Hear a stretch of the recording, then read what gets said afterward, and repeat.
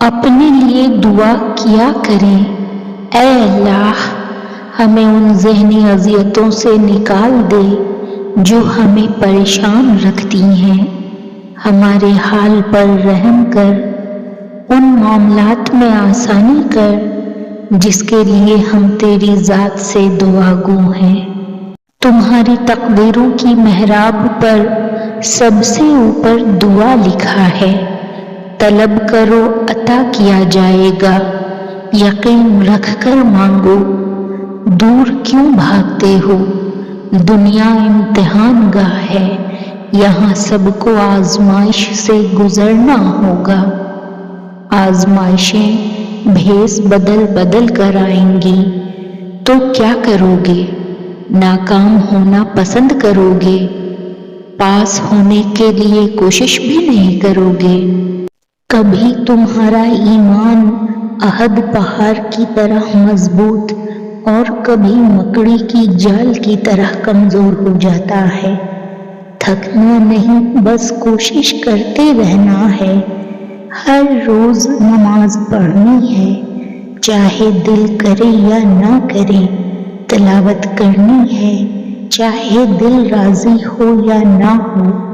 اذکار کرنے میں چاہے جتنے مصروف ہو۔ نفسانی خواہشات کے پیچھے چلنے سے بچنا ہے اور خود کو اللہ تعالیٰ سے جوڑنے کی کوشش کرنی ہے۔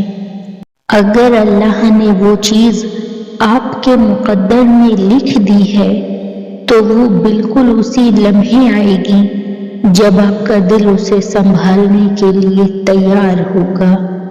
اپنے تمام غم اس کے ساتھ بانٹ لو، اسے وہ حصے بھی سنا دو کہانی کے جنہوں نے تمہیں اتنا توڑ دیا کہ تم کسی سے بات کرنے کے قابل نہ رہے۔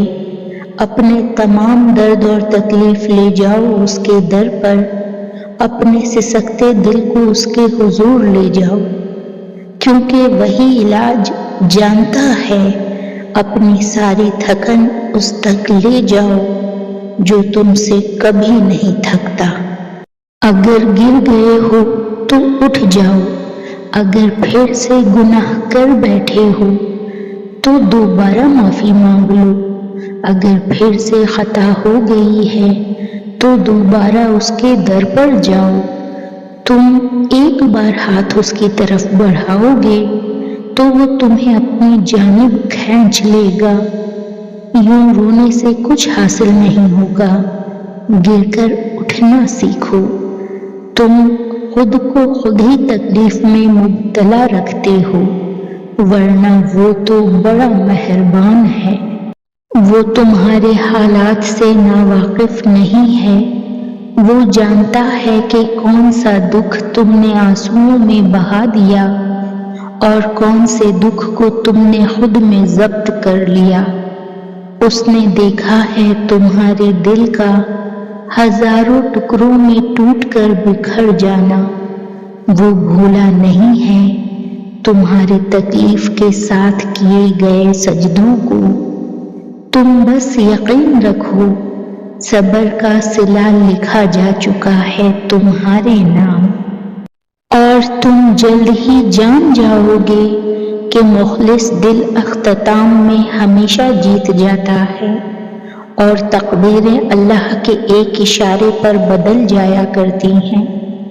تم نہیں جانتے کہ تمہیں توڑنے میں ہی اللہ نے جوڑنے والے سبھی راز چھپا رکھے ہیں۔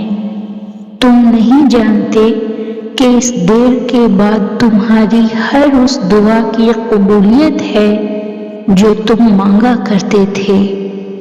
تم نہیں جانتے کہ جس کی ایک تجلی سے کوہ طور راکھ ہو جائے، اس کے ایک حکم سے کیا ہو سکتا ہے۔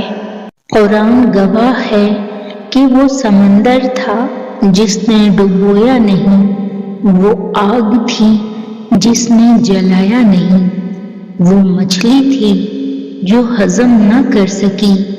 یہ مت کہیں کہ یہ نہیں ہو سکتا، بلکہ یہ کہیں کہ یا رب میرے لیے آسانی فرما۔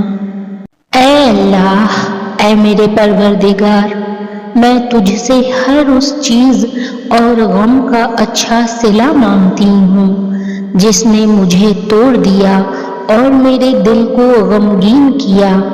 اے میرے مالک، ہر اس خوشی سے نواز دے جو میری ہر تھکاوٹ کو دور کرے اور مجھے مستقبل کی خوشیاں دکھانا۔